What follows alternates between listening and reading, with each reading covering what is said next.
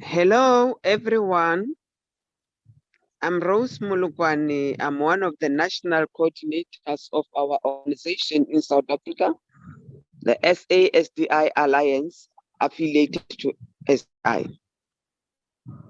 It is a pleasure to have you all in this session of the COP26 with the heading that says Community Action to Ensure Inclusive Climate Adaptation and Mitigation. I would like to welcome every one of you who have dedicated their time to be part of this session today. For us to be part of this session is to show the whole world that as SDI, we are there to also change the way the world is run, especially when it comes to climate change. We are talking about adaptation, talking about mitigation. Will it happen if we are not together? Today, we have to show everyone that as SDI, we are addressing the disasters that are affecting our communities on a daily basis. I would like us to follow what is needed by the people, with the people, for the people. If we are looking at these slides that are going to be shown today, it's an example that shows that when people are organized, working together, we can do more. This session that is run by SDI today is one of the important sessions that the member states at COP26 should start to understand clearly the impact that the climate change is doing to our communities. The speakers who are going to be talking today are the foot soldiers at our communities, are the leaders that are making sure that there is change in policy, there is change in actions on the ground, there is change in working with the people. I would like to invite Beth as our director in SDI to be the one leading the process. Those who are here, I would like to say good day, good morning, good afternoon, good evening, because we are coming from different countries with different timelines. You are most welcome, all of you. Let's show the world that SDI can contribute towards the addressing of the climate change. Our communities are there.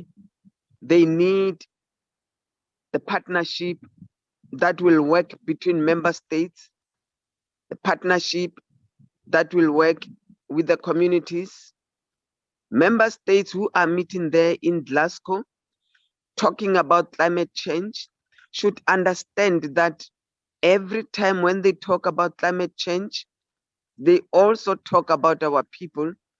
We want them to listen to the people, work with the people, make sure that we address the issues that are affecting the communities of vulnerable and poor people in order for them to get enough support. Working together with the member states and the organized communities like SDI can bring change in how to address the issue of adaptation and mitigation. I would like to welcome every one of you to be free, relax, participate, make inputs, make sure that your inputs will be the inputs that will influence the process of member states that are trying to address the issues of climate change. I welcome you all in this session. Thank you very much. Thank you very much, Sister Rose, and welcome everyone. We're hoping that more people will join as we move along. As Sister Rose mentioned, my name is Beth Chitekwebiti. I'm the Acting Managing Director of the SDI Secretariat. We're based in Cape Town. I'll just briefly give you an idea of how our session is organized, and then we'll move into our keynote address. So after our keynote address from our founding member and our founding director of the network, Sheila Patel, we will move to 3 case studies from SDI affiliates in Malawi, Nigeria, and Zambia. Then we will ask our discussant, Adija, from IIED to summarize as well as pick on some of the critical points that have come out of the discussion. And then we wanted to leave time for questions and answers, but also for general discussions. So we do have time. So if, as people are making presentations, you have any questions or comments, please put them in the chat box. We will keep a track of that, and we can attend to those at the end of at the Q&A session. And then lastly, our leader from the Federation in Uganda and one of the former board members of SDI, Sarah Nandudu, will give us the closing remarks. So over to you, Sheila, for our keynote, and thank you very much, everyone.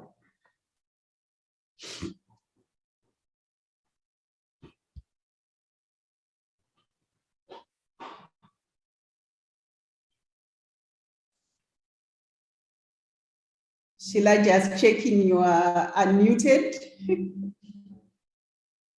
We can't hear you. Can you hear me now? Because for a minute I couldn't hear you, so I didn't know whether you had finished. Oh, now we can hear you. Okay. So thank you so much, Rose and Beth. And we have to congratulate ourselves on the amazing transition that all of us at SDI have done in the last few years.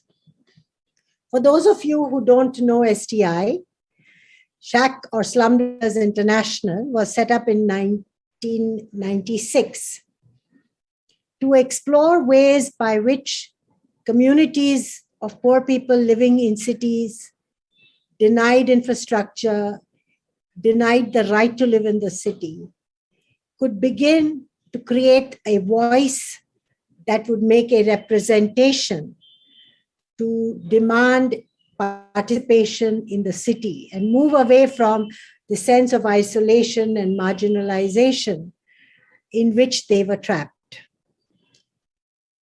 From 1 and 2 countries that began this process, India and South Africa, today we are a family of 33 countries and many, many cities that have been members of their national affiliates. So SDI today sees itself as a social movement that seeks to demonstrate the power of poor people's aspiration to make cities not only work for themselves, but also to work for the city as a whole and for the province in which the city is located.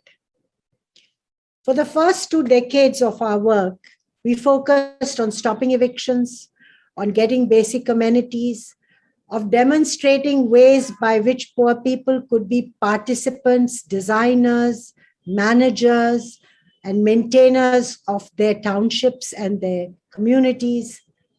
And in the last few years, we began to explore the climate space as much because it kept invading our lives. Too much water, too much heat, too many landslides, too many large mitigation projects that were displacing us. And we began to explore why we needed not only to acknowledge the impact of climate on our lives, but to transition into becoming stakeholders and actors in this process. And today, what you will hear and what you will see, and those of you who have worked with us will already know, that we are now exploring an amazing journey in which we're not only trying to transform our own perspectives, views, our knowledge base, and our strategies, but we are looking at ways by which we use the process of our own transformation to create alliances, partnerships, and more global networks with other organizations, so that the voices of poor people, urban, rural, indigenous, wherever there was vulnerability and where there was aggregation of voices, that we all work together. So the first thing that we realized when we were on this quest to understand what does climate change mean for us, I think our most powerful and collective understanding was that the climate process was a new lens in front of us. We didn't have to do anything differently. Our lives had been affected by climate in the past, although we didn't recognize that. But that the things that we were doing to transform our lives did not have to radically change. They had to be looked at by a new lens. They had to be looked by a new perspective. And the solutions that we sought and which we continue to explore have to now explore new knowledge, new technology, and new dimensions. And it requires us to change the gear, so to say, of how we collectively do these things. So that was the first most powerful insight that we got. The second realization that we had is we hadn't realized how many friends, networks, support systems that we had. When we met all of them in the climate space, we not only created new relationships with old friends, but we found many new friends. And we found that our network had many things to offer and contribute in the climate space, especially in creating a deeper, noisier voice of the urban poor in cities. Because in the whole climate space discussion, the issue of the urban poor, of informality, of them constantly being treated as them, became our major role and contribution to transform. And so all the speakers that are speaking today are all people who have been playing these roles and will continue to play these roles in the future. The third thing that we realized is that by the nature of our very strong commitment to create a global voice, but local action made us very powerful champions for adaptation for climate change. Because all adaptation has to be local. They are choices that individuals, households, communities, neighborhoods have to make, which, if they are done well and in powerful aggregated sense, can make new demands on the private sector, on our governments, and indeed on the global decision-making process. When we think of ourselves, we see us as pioneers in demonstrating, as other social movements have, that individuality, individual voice is always drowned. But collective voices are very difficult to drown, and their solidarity is much more sustainable than the project frameworks in which many of us, both NGOs and community communities are trapped in. And therefore, we come into this space showing the work that we have done in the past and showing the implications of that on the quest to produce sustainable cities that work for everybody and that have deep roots and linkages with the peri-urban areas of our city, our kinship groups who live in rural areas, and our large nations. We come from countries which are very different from each other.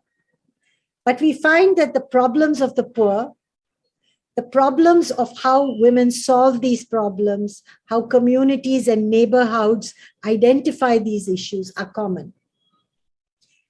And we have very significant tools and mechanisms by which we can act at a very local, neighborhood, specific area, but generate ideas and strategies that circulate first within STI, within our peer groups and networks from different countries through what we call peer exchanges, peer visits, and now webinars and videos to learn from each other, to understand what is good, what is bad, what questions we should ask, which is the way in which we trust each other's judgments and we make quantum leaps in what we do. And therefore, we come into this discussion, sharing our ideas, sharing our knowledge, and seeking alliances and partnerships that will not only transform our own lives, but which will help us work together to bring about the change that we believe must happen quickly. And so I invite you to listen to all the speeches and the presentations of my peers. And we hope that by the end of this webinar, that many of you will reach out to us, whether you are city authorities, whether you are local governments, whether you are national governments, whether you're private sector, your consultants, your aid providers. If your interest is to work on issues of equity in cities, do get in touch with us. Thank you. Thank you very much, Sheila, for that very amazing opening and overall look at what SDI is doing and is looking at the climate change. Our next three presentations will be joint presentations between professionals working in NGO affiliates within SDI affiliates, as well as community leaders from Malawi, Zilile Luka and Modesta Kapala, and then from Nigeria, Andrew Maki. He will the federation leader who is accompanying Andrew will introduce himself, and then Melanie Chirwa will also introduce a federation leader that she will be co-presenting with. We will move. So next, over to you, Zilire and Modesta.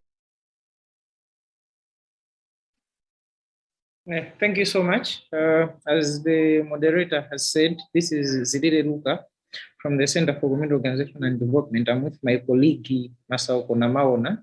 Apologies, I was supposed to be with Modesta Kapala, but she hasn't made it. We have made a replacement. We'll make a presentation on building resilience for the urban poor in disaster-prone areas.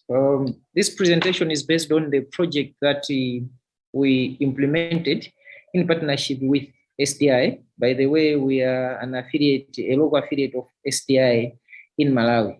This project was implemented in 3 cities in the country, but in selected settlements. So in total, we reached out to about 18,000 people with information and support. So I will hand it over to my colleague, Masao Konamaona, who is going to take us through the detailed presentation. Thank you. Thank you very much, everyone here. I'm Masakona Mauna, one of the Federation members of Federation of the Rural and Urban Poor, Malawi. My presentation today is coming from already Zira said that building resilience for the urban poor in disaster-prone areas. And from looking at our background, Malawi is being exposed to extreme weather conditions, and also our country, if our informal settlements are also receiving end of climate change induced disasters. And thirdly, our communities lack the resources to prevent climate change. And after looking at our background, our suggested solution is to empower communities to analyze and evaluate risks. And from this solution, in our case, we are working with 7 informal settlements around issues of disasters such as floods. Now, these are following some of the issues that we have achieved. Yeah, as the Federation of the Rural and Urban Poor, together with SICOD, we have managed to make the awareness campaigns on disaster risks and management increased. And also, we have supported we have assisted the communities in identifying and map disaster-prone areas and the risks. And also, we have assisted communities in establishment of community disaster and climate change committees, and capacitated to manage disaster risks. And from there, also, we have supported the communities with physical planning capacity to respond to this disaster and risks. And also, we have assisted the communities to identify and prioritize the community infrastructure services requirements for this disaster risk mitigation. And also, the other thing which we have done, we have assisted the communities to establish the community managed fund and the World Development Fund models for the communities to infrastructure projects and undertaking to respond to disaster risks.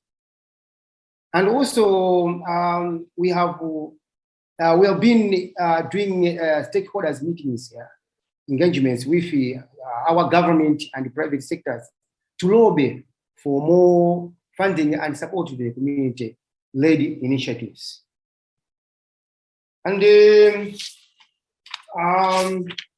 looking forward, as the Federation of Malawi, we have seen that there is a need to improve delivery and reporting of results around urban disaster risks. And also, we have seen that there is a need to improve in areas of co-production and demand versus supply. And also, we have seen that there is a need to extend the project to more communities, as Zirila already has said, that we have a lot of communities needs to be supported through this project. And finally, also, there is a need for users-friendly technologies. I thank you for listening to my presentation. Thank you very much.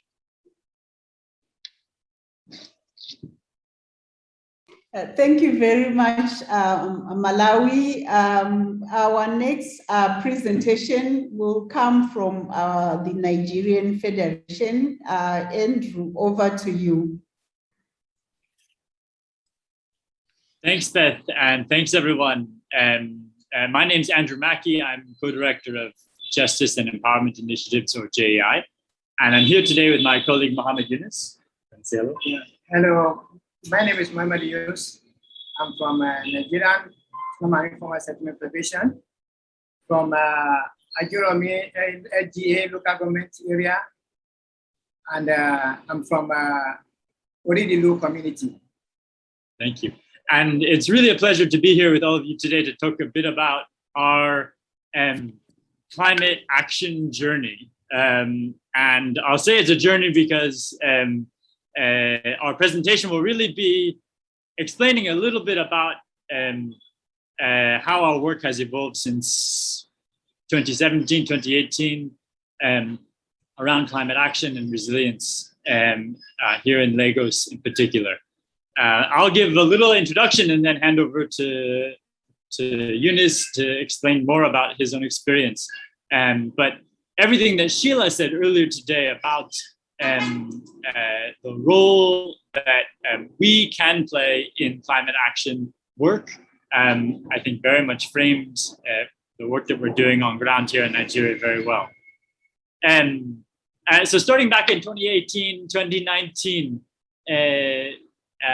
here in Lagos, there were a series of major floods and serious storms. And it really sparked a conversation within the Federation about what we're going to do. How do we respond? It can't just be one-off responses, visiting communities that are underwater, but that we need to think a bit more proactively. At the same time, we also were having a series of engagements with 100RC and also C40, partners of ours who were increasingly interested in learning about climate impacts in informal settlements here in Lagos, which for those of you who haven't been to Lagos or don't know Lagos, is a city of water. There's more water than there is land. And so we face flooding and sea level rise on all sides. Around that time, within the Federation emerged a team that called themselves the Go Green Team, that were a group of individuals who started convening conversations, initially in their savings groups and then at Federation general meetings here in Lagos about climate change. First, understanding the language, understanding the terminology, understanding the science, and then a little bit talking about what we can start doing. And for those that know Nigeria, know that we have a serious challenge with electricity. So, of course, energy solutions were on the top of everyone's mind. And solar was a key piece of those early conversations. Equally, a key piece of those conversations were community-level climate action plans, and communities sitting down and thinking about what are our priorities, how are we going to tackle them. And from that initial phase of learning and growing and starting to put in place certain initial steps, communities started undertaking projects. Solar streetlight installations where there were no access to the formal grid, and Eunice will share a bit about his experience leading that effort. Composting, building community biofuel toilets as a sanitation solution. All these actions, local level actions, supported by STI, supported through exchanges with our colleagues in Kenya and Uganda, were about learning and then also doing. And amazingly, out of these experiences, first the planning, then the action, came a very concrete recognition from the Lagos state government that actually those people there at JEI within the Federation were people that they needed to work with, that actually we have a tremendous value that we can add to their own processes in planning for adaptation and mitigation. And through that recognition was born the first ever citywide data collaboration between JEI and the Federation and our government partners, particularly the Ministry of Environment. And I'll say a few words about that and then hand over to Eunice. In 2020, we undertook a citywide household energy use survey focused on informal settlements, looking at stationary greenhouse gas emissions, so from lighting and from cooking. And this was at the request of the Lagos State government, because they recognized that actually they had a huge gap in the knowledge, the data that they had available. And as they were going through their own city climate action process, they realized they got stuck. They couldn't have a plan for the city of Lagos without information about where some 50% of the population of Lagos lived. And the survey covered over 181 informal settlements in Lagos. And out of it came, I think, two clear realizations. One, that actually informal settlements contribute relatively quite a bit less to greenhouse gas emissions as compared to residents of formal settlements. And two, that, and part of the reason for one is that there's actually very limited energy access in informal settlements. And so through that survey process and the resulting survey, report that we published, we made a number of recommendations to Lagos State government, and we're now in the phase of trying to implement those recommendations around scaling up energy access to clean energy sources like solar and like liquefied petroleum gas. I'm going to leave it there and hand over to my colleague Eunice to talk about his own experience in several of these aspects. Thank you.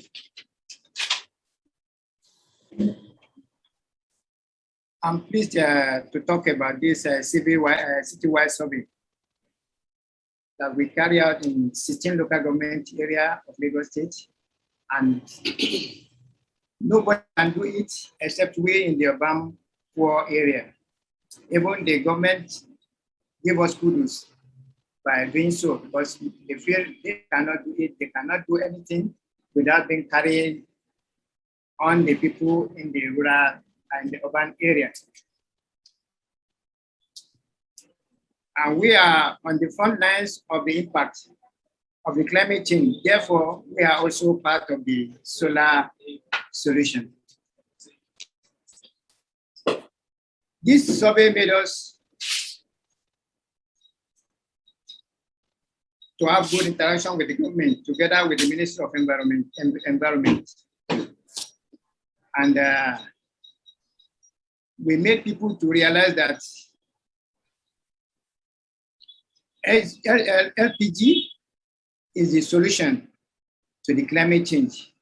And apart from that too, we have a great team that will go all around and be teaching people on how to install solar, and we teach them how it works. Apart from that too, we still have a lot that we have been doing. Like we are having a team that help people in terms of sanitation in their community. We teach and train people, give them information, train them on how to sanitize the environment. Apart from that too, we have many challenges by going around the community. But some of the challenges that we are encountering is that people don't believe in people unless they know you, most especially we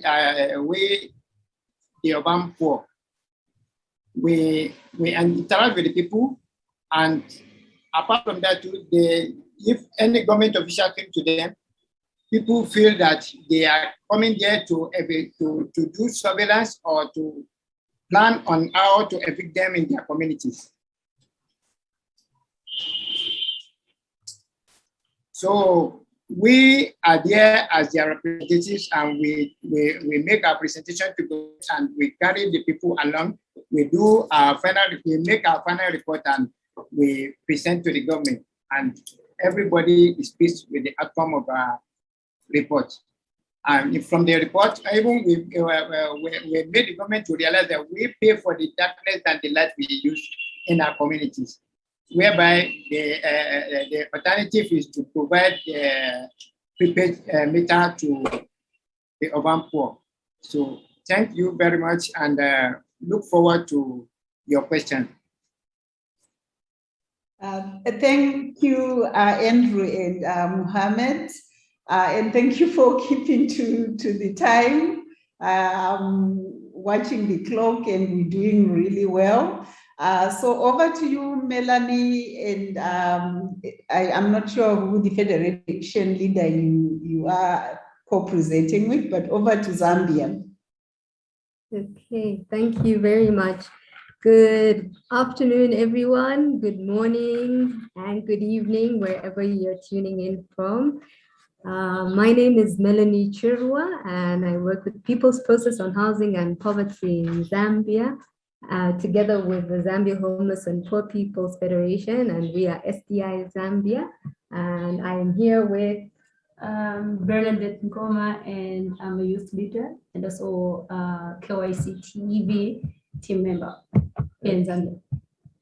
Okay, so today we'll be sharing our experience from Zambia, and Zambia is a country that has a population of around 18 million, and 40% of our population reside in urban settlements. And of that number, we have 70% residing in what we call informal settlements or slums, which are characterized with overcrowding, lack of access to basic services, and insecurity of tenure.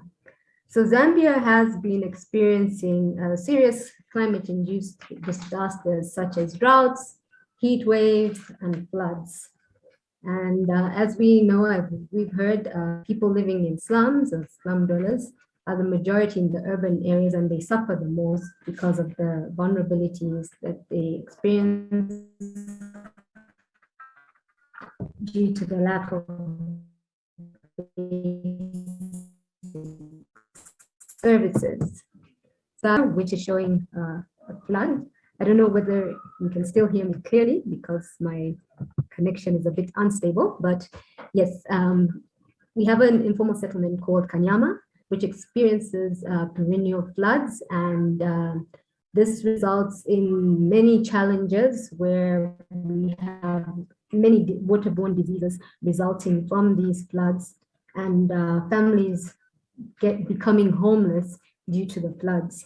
Just recently, we had a big storm in Lusaka, and it damaged a lot of infrastructure, and there was major flooding, and people were forced to leave their homes.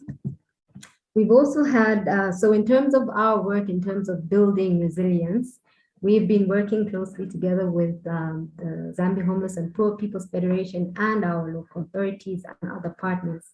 So we've been focused more on the adaptive solutions to climate change rather than the mitigatory ones. And in terms of adaptation, we see it as it's less costly, and it is necessary to ensure there is climate justice. We also believe in raising the voices of poor communities in our work.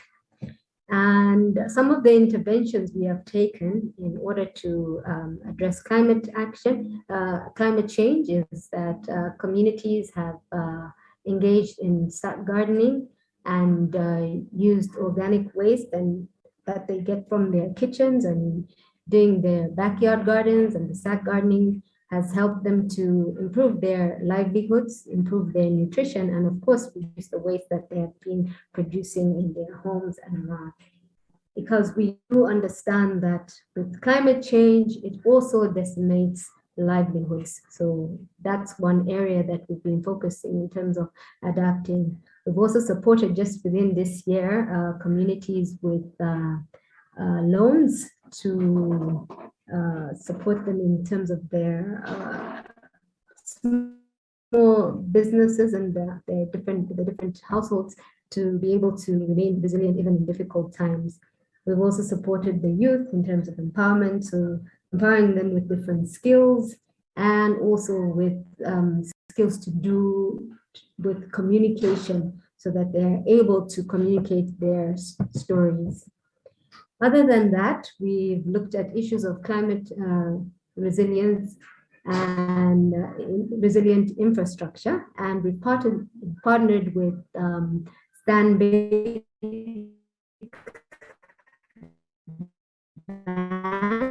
It's a corporate entity. It's called the BioBrick campaign, and where we are building together with the communities resilient housing, because that's one area that is they face when there are these storms, roofs are blown off, houses collapse. And so through the savings of the Federation and bringing the resources of the bank and other partners together through SDI and our other partners, we've been able to construct more resilient houses and infrastructure that, for instance, when we look at wash issues, we look at constructing toilets that are able to withstand the storms and the rains, and that also don't contaminate the groundwater. We also look at public sanitation and community resource centers where communities can meet and discuss their issues and be able to engage policymakers, the duty bearers, and bring about the change we want to see within our communities. We've also been involved in setting up green spaces, so revitalizing the environment and using our spaces, not just looking at opening shopping malls, but looking at how we can improve our communities by greening them and having spaces where people can have nurseries and grow vegetables and trees and be able to. And we, in terms of advocacy, we've also been involved in commemorating World Days, which look at the environment, the climate. We recently participated in the World Cleanup Day, and we went to one of the biggest informal settlements, and we had the MP come and join us in the cleanup process, but also to help people understand the importance of keeping a clean and green environment. We've been working closely with community-based enterprises that do waste collection. We've also done data collection, and the data that we use is used then to engage with our leaders, our local leaders, and also to bring about the change we want to see by prioritizing the areas in terms of amplifying the voices of communities where young people have been trained and are able to tell their stories. That's another area that we've been working in terms of advocacy and raising awareness. And therefore, our call to action is that we're calling out to our leaders to work with us, to partner with us, that there is need for more investment in grassroots adaptive capacity building. We need more finance so that it can reach poor communities. We are also looking at issues of co-creation where we have climate challenges. Everyone talks about going green, but the experiences that we've had is that the green technology is very expensive and very expensive for poor communities. So there is need to make this technology that is affordable to everyone. And also the prototypes they have created for these new advanced stoves that are meant to reduce the use of charcoal. We find that technology is a preserve of the professionals, and we're saying bring it down to the community so that we can use that knowledge and also use the knowledge that communities have.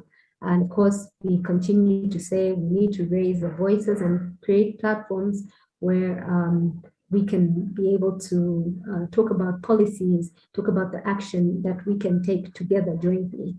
And of course, it's important that there are platforms where we can hold our leaders accountable in addressing the issues of climate change.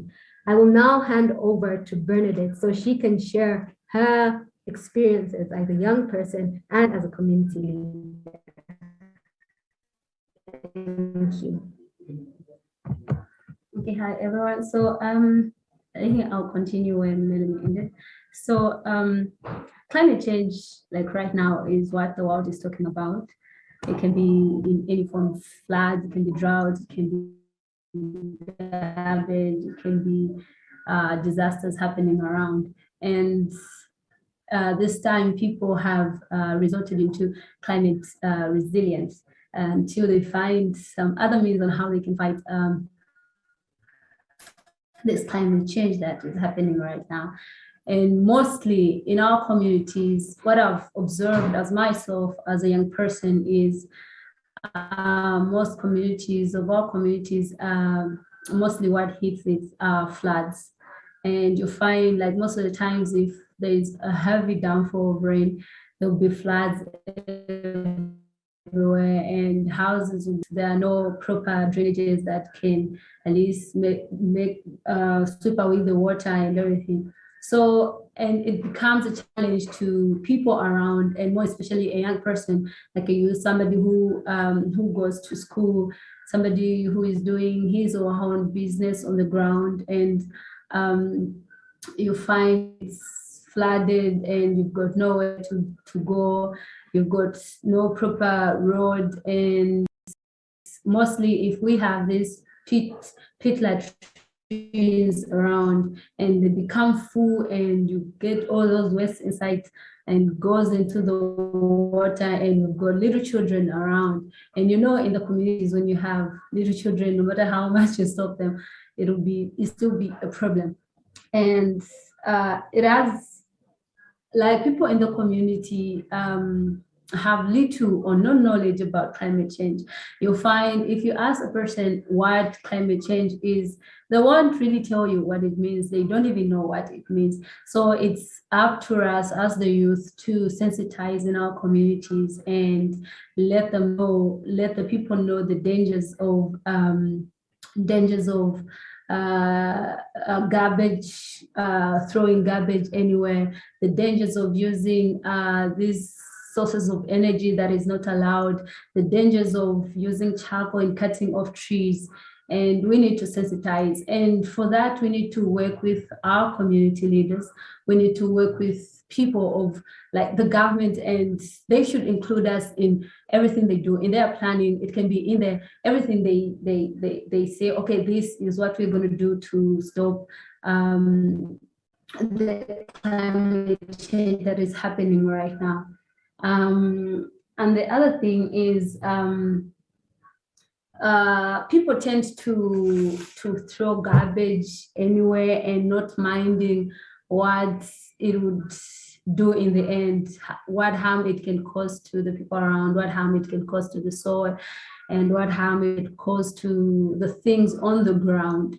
And people have little knowledge on how they can recycle some certain things, because like what normally is said, people should go green, people should be using surf energy sources, but mostly it's like people in our community, it's very hard to access some certain things because mostly it can be expensive and people can't reach it.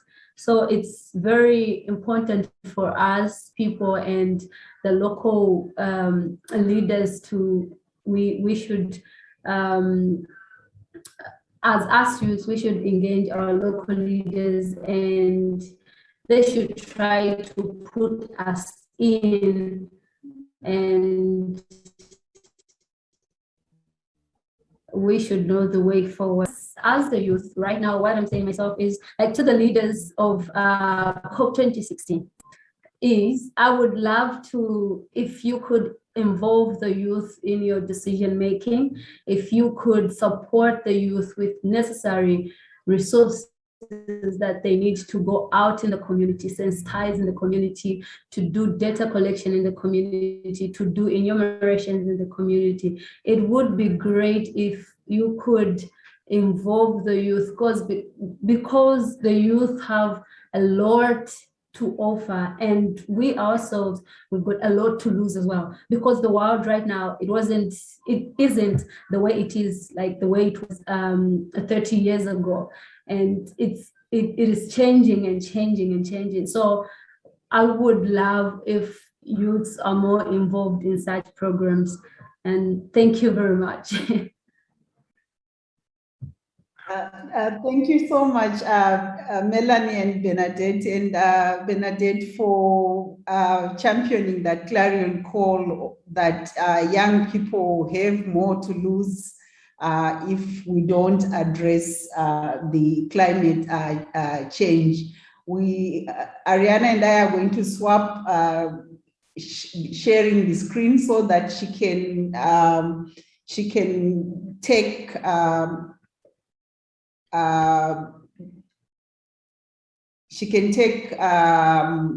questions as we move to our discussant, who is Adija Bahadu. I'm sorry, Adija, if I'm murdering your voice, your surname. Thank you so much for agreeing to be our discussant, and please take the floor, and we look forward to your observations from the different presentations. Great, thank you very much. It's a real honor to be speaking on this panel. A lot of what I've learned about the issues of informality and climate change are from people like Sheila Ji. So it's a real delight to be speaking here with all of you today. I also want to really thank the three presenters who preceded me, because I think each of the presentations was deeply insightful, really inspiring, and really the kind of solutions that I think we want to be talking about. I'm based at the moment I'm at Glasgow attending COP26, and I think these are the voices that need to dominate the discussions here, as opposed to the technocrats and intermediaries that end up being the people that are heard the loudest in these international policy forums. So I think a huge credit to SDI and to the Resilience Hub, of course, for also making sure that these voices are coming through. I mean, I largely agree with everything that's been discussed today, and it aligns very closely with a few things that I've been thinking about and working on over the past few months. I think the first thing that these examples resonate with is the growing emphasis and the growing importance of the idea of transformative change. I know it's a buzzword. It has been used in multiple different ways. Organizations use it just to frame things that are business as usual. But I think these examples that have been discussed today truly embody the spirit of transformation. And by that, I mean they have the idea of agency right at the core, of making sure that poor and vulnerable communities are in the driver's seat of finding solutions, as opposed to the recipients of assistance from other people. So I think that's why this is very important. And I think essentially, when we look at climate action with communities, the current state of practice is afflicted by a number of challenges. Most community-based initiatives, the traditional way of doing community-based adaptation in urban areas, end up engaging with what I call the proximate causes of risk, as opposed to its structural drivers. It's easy to build dikes and dams and raise embankments and repair drains. What's much more difficult is to establish chains of accountability, strengthen governance, ensure that issues of class, caste, gender marginalization, those are the sorts of issues that really drive vulnerability to climate change and still do not find a place in a lot of interventions aimed at making communities more resilient. Many of the initiatives that we talked about today really embody those issues that I feel are really crucial. The other issue is problems of scale. I think a lot of community-based work ends up being experiments that cannot be replicated. But across these examples, I think this is the sort of work that can be translated, not transplanted, but translated across contexts and scaled up. And that's why it gives me a lot of hope. And then there's the issue of sustainability and replicability. Traditional donor-funded programs do not deliver benefits after project fund finishes. A recent review of community-based adaptation initiatives in the Pacific region found that 93% of the initiatives failed to deliver benefits after donor funding finished. Whereas these models of adapting to shifts and changes that we've talked about today really demonstrate how you can secure community ownership and community leadership, which according to me is really key to the issue of sustainability. These are some of the challenges that need to be overcome with more transformational approaches. And according to me, there are 3 or 4 hallmarks of transformation. The first is that initiatives need to address the root causes of vulnerability and risk. I think some of the initiatives discussed before me do that, but I'll give you a small example, illustrative example of another one. I worked with a small NGO on the Indo-Nepal border where they had received funding from an international donor to build urban resilience amongst slum communities that were suffering from low-level, high-frequency flooding, or what we call in South Asia, waterlogging. And therefore, the donor wanted to reduce the risk of waterlogging in these poor urban communities. Now, this NGO had an option, right? They could go in and they could kind of invest that money in rebuilding drains to solve the problem. That would be, in my view, dealing with the proximate cause of risk. But they decided to really deal with its structural drivers. They, through multiple deep and iterative engagements with the communities that were affected, tried to really get to the root cause of the problem. And what did they find? They found that there was waterlogging and there was this low-level flooding, which wreaks havoc on the lives and livelihoods of people because the drains were not working. The drains were not working because the drains are full of garbage. The drains were full of garbage because the contractor that had been asked to manage garbage in this area was not delivering the services. The contractor was not delivering services because allegedly he was in cahoots with the local municipal councillor who was receiving kickbacks.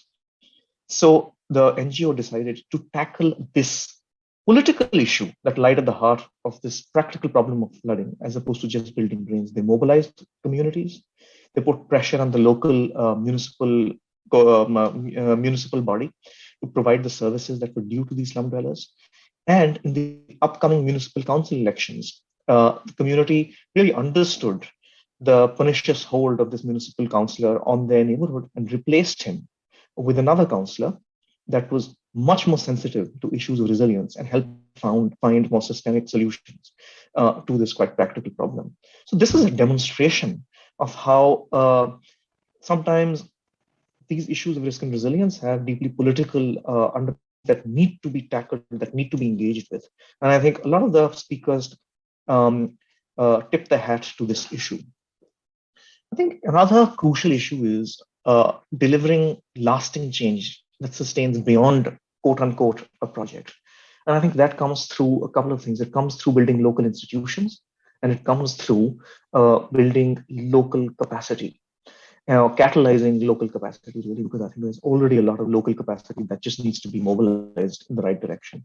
And I think many of the discussions today have demonstrated that. And of course, this has been the model that Slum Dwellers International has adopted across the different areas in which it works. So it really embodies the spirit of transformation. When it comes to working at and across scale, again, I feel these examples that have been discussed today have a lot to teach the world, and especially the model that Slum Dwellers International has adopted.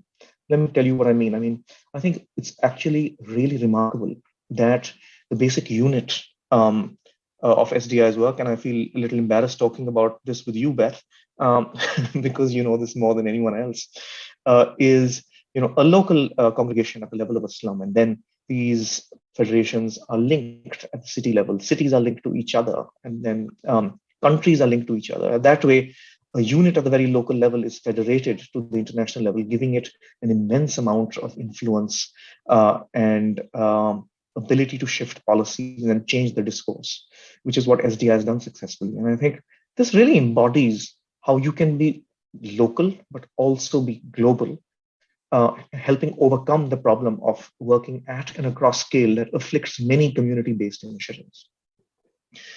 And then I think the final characteristic of transformation is the idea that whatever you do needs to influence broader change. It needs to catalyze broader change, has to have a catalytic impact.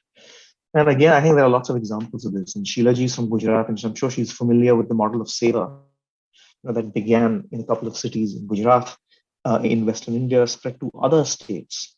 And then about 10 years ago, the government of India has taken this model of self-help groups that Seva initiated and declared that one member of every below poverty household in the country will be part of a self-help group that shares an architecture with Seva's self-help groups. So that's an example of how one model started in one part of the country has become sort of a national policy on how to ensure livelihoods. So I think these examples exist. The idea is that we must move towards a more sustainable, a more transformational, a more structural way of dealing with risk. And I think many of these parameters and pillars are embodied in the discussions that take place today.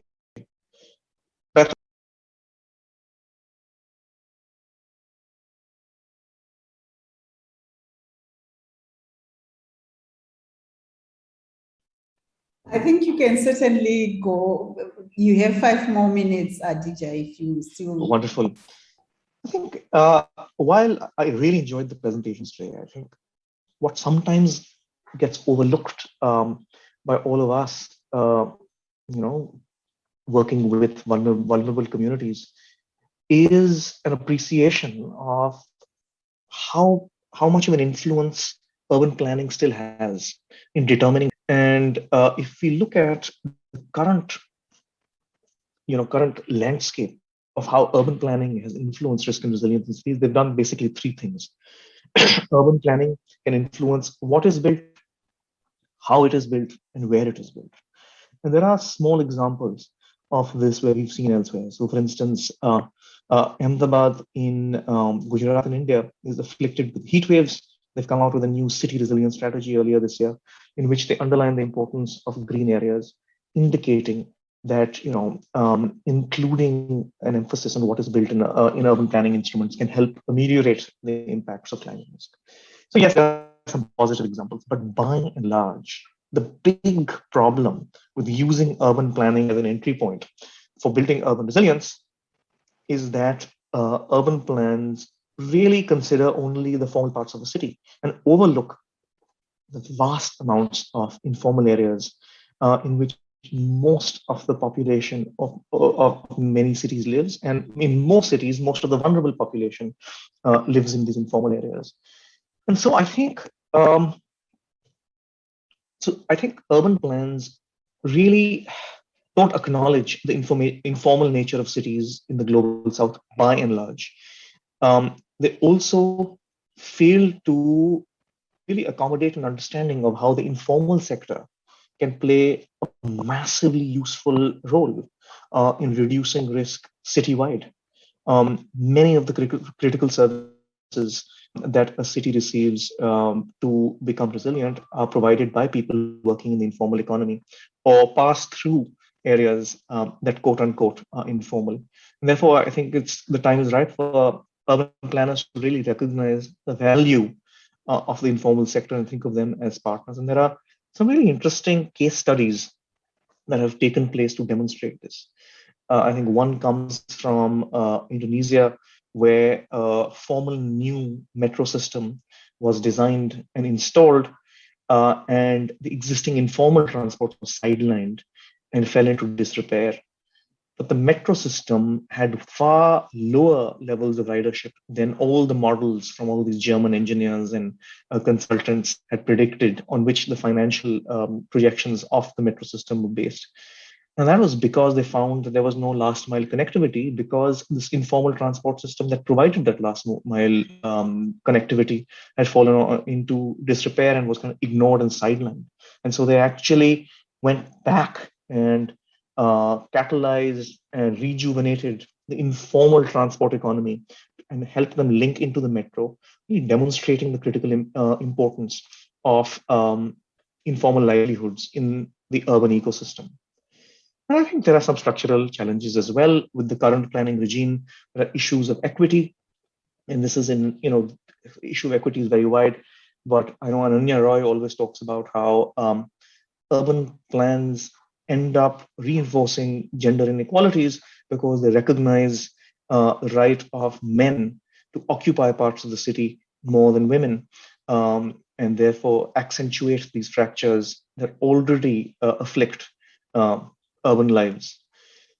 And then, of course, there is the inherent problem in planning about appreciating, acknowledging, appropriating certain kinds of knowledge while sidelining other kinds of knowledge, deeming certain kinds of knowledge as valid and relegating other kinds of knowledge to the margins as invalid. And I think we really need to question that.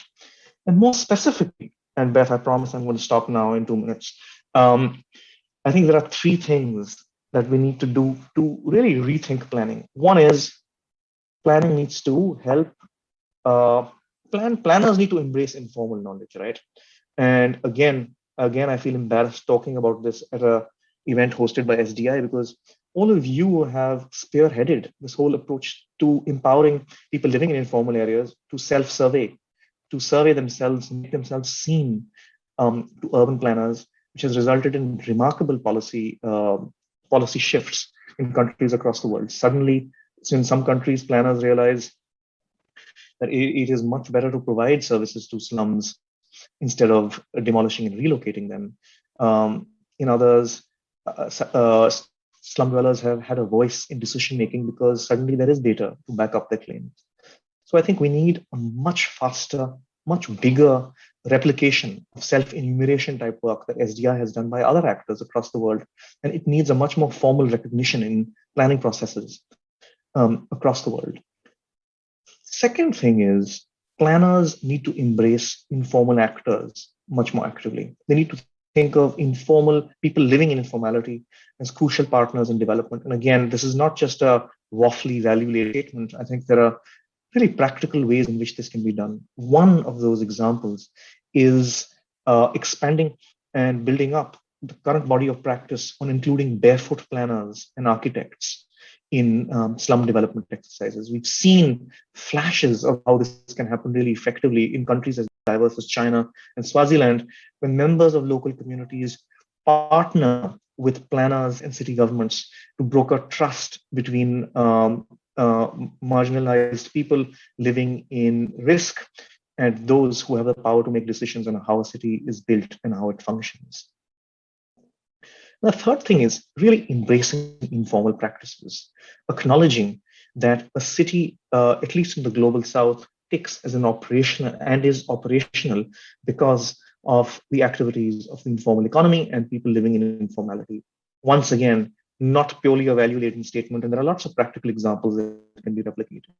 For instance, after the Gujarat quake in the early 2000s, some really progressive NGOs recognized rightly that it wasn't going to be, engineers and hard hats and high visibility vests that are going to be rebuilding most of the cities that were demolished because of the earthquake. It will be informal guilds of artisans and builders that have been responsible for much urban expansion across the global south that will come together to help rebuild after the earthquake. So they help train these informal builders and architects in more resilient building techniques, develop a federation for them. So homeowners could access these informal builders who had been trained in resilience building practices, gave them cards, and really recognized the valuable role that these informal actors can play in enhancing urban resilience. So overall, I feel that the discussions today have been extremely rich. And I think there's still a long while to go. But again, I really applaud the work of SDI in leading on much of the breakthroughs that we've had on ensuring transformational approaches to dealing with climate risk, and also making sure that informality and people living in informality deserve their rightful place in planning processes. Again, a huge thank you for inviting me today, and apologies. I'm going to have to rush off after my remarks to another event at COP26.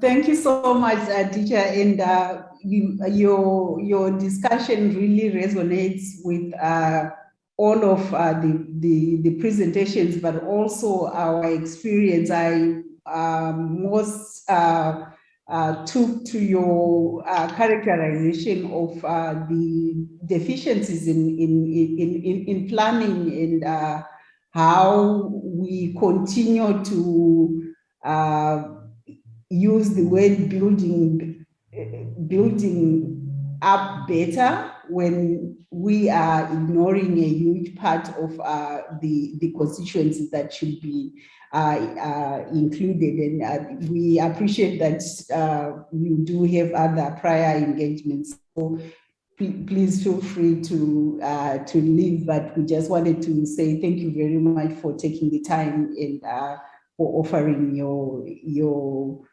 comments on this very rich discussion. We will move into questions, and the way we are hoping to do this, as much as this multi-platform will allow us, is to have a conversation rather than an answering question. So if any, I'm not very privy to how the technology works in the different zones we are in, but if any of the people who are attending are in a position to put questions on the chat, or if any of our presenters feel that there are issues that have not been addressed or a point that they would like to make, please feel free to do that. But first of all, to our presenters, and any of you can come in, we already have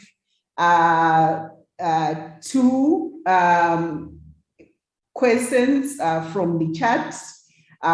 One relates to funding, and the question is, what kind of funding and funding institutions would help communities like Slum Dwellers International the most?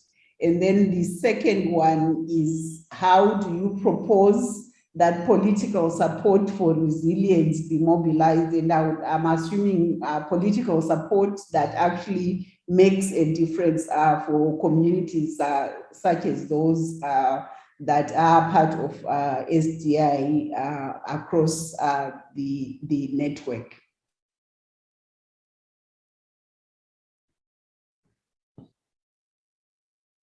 Anyone? Can I come in case anybody else is feeling shy? Go ahead. So thank you for this question. We at SDI realized that the whole marginalization of poor people's voice comes from the fact that they become the location for a project that is conceived by somebody somewhere for the good of people with very good intentions. And so what I believe the aggregation of SDI does is it transforms the they into we. And we collectively demonstrate the power of many locals to produce a new global. And therefore we attract donors who want to work in different geographies to understand the situations that are common and different in different places. And a combination of our collective work and yet the very strong local emphasis. In each of the conversations that you heard, you saw people talking specifically of a location.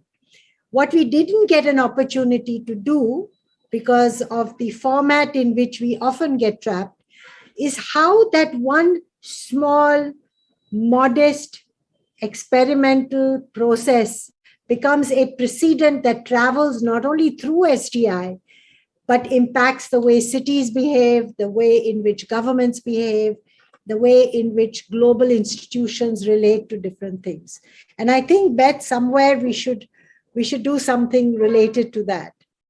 And therefore, the donors that we attract are those who have both the courage, the commitment, and the patience to work with large networks. And if any of you in the audience have not seen or read the principles for the adaptation principles for financing local initiatives, I think you should go and check. Maybe Ariana, you can put that in the chat box for people to look at, because what that does is that it equalizes the relationship between those who get the money and those who give the money in a relationship of partnership. And so that's one. The second thing is also to acknowledge that small voices, impatient voices never have an impact on something that is larger than the location. And the work that SDI puts together in terms of data, in terms of issues, in terms of solutions, is what impacts both local and global policies. And I think a lot of your questions hopefully will give us ideas of doing workshops and doing webinars that help us articulate the depth of what this network does, because we end up telling stories because we are best at telling stories. But each story is not a story in itself. It has a very large backdrop that happens because of that. I don't know whether that answers your question. Thank you, Sheila. And to Rose, I would like you to answer this question. I see your hand is up.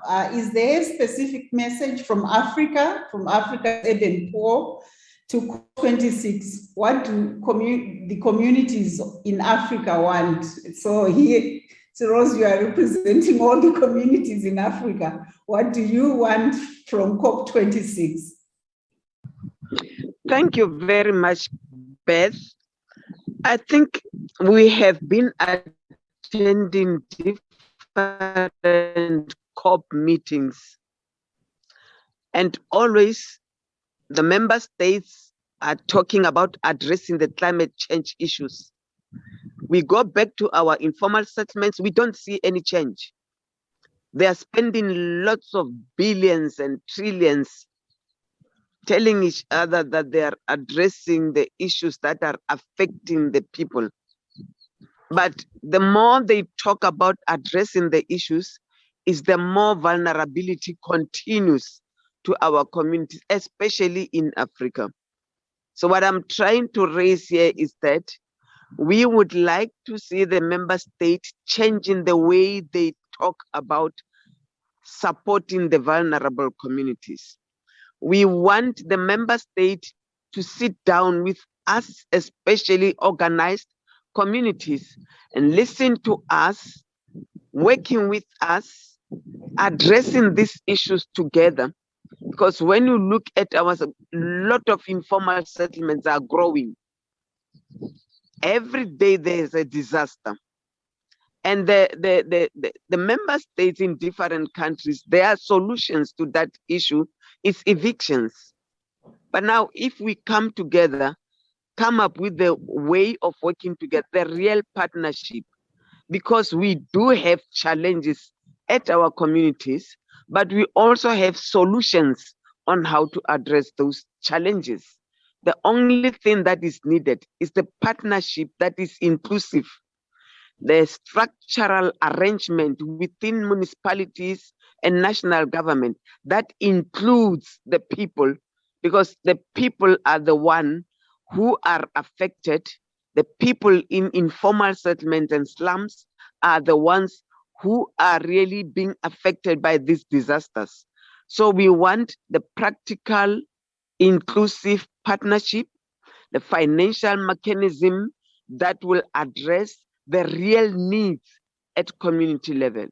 In the coming COP that will happen, we really want to see sustainable solutions that are there to support the people who are trying to change their own lives. So my final word to the member states is that as SDI in Africa, we are well organized, we've got information, we've got the strategies on addressing these issues. We only need to join hands with our governments and make things happen at the community level. Thank you.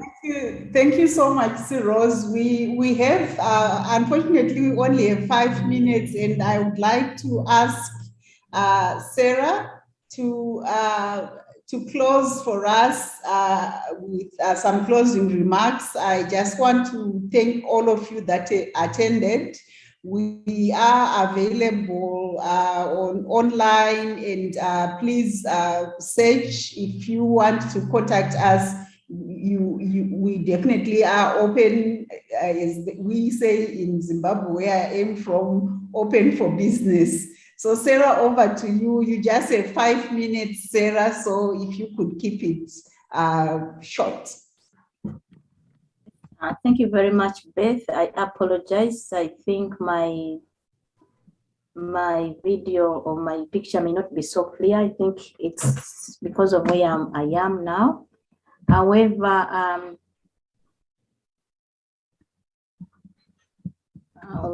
I want to take this opportunity, like I've been given, to appreciate everyone who's given her time or his time to be part of this session and come and listen to what we do as SDI as regards to climate change effects and climate change resilience in communities, and as well as ways that we are trying to use to mitigate the effects. And it has been evident in all our discussions that we have not been able to do it alone. We've managed to do it with the partners, and this has been re-echoed even with Rose mentioning. All we need is to have partners who can really help us or move together with them. And really, we have seen our movement move, it grows like Sheila mentioned at the beginning, and all has been a success because we've had partners who are there for us and to make things work. Hence, it is the same voice we will still echo even at this occasion, that partnership is the way to go. And 5 minutes are almost done. Beth, I want to appreciate you for sharing the session. And I want to applaud Sheila and Rose for coming up strongly, speaking loud on behalf of the family of SDI, and not forgetting our sisters and brothers from Zambia and Malawi, as well as Nigeria. And for those of us who might be new to this, when you come to Uganda, SDI family is just exactly the same as you'll find in India, the same as you'll find in Malawi. So we speak the same language because we have the same issues that affect us. I want to wind up by appreciating Adija. I don't know whether the spelling is fine or the pronunciation is okay. And IED family for sparing time for us. Really, you've shown us that you're good partners to work with, and you have made us be proud because you're always there for us to work together as a team. And so we appreciate. Everyone, please, thank you so much. And in subsequent times, please, when we call upon you, come again. We love to see you with us. We love to hear from you. Thank you, Sarah, and thank you, everyone. In Glasgow, bye-bye from SDI. Bye.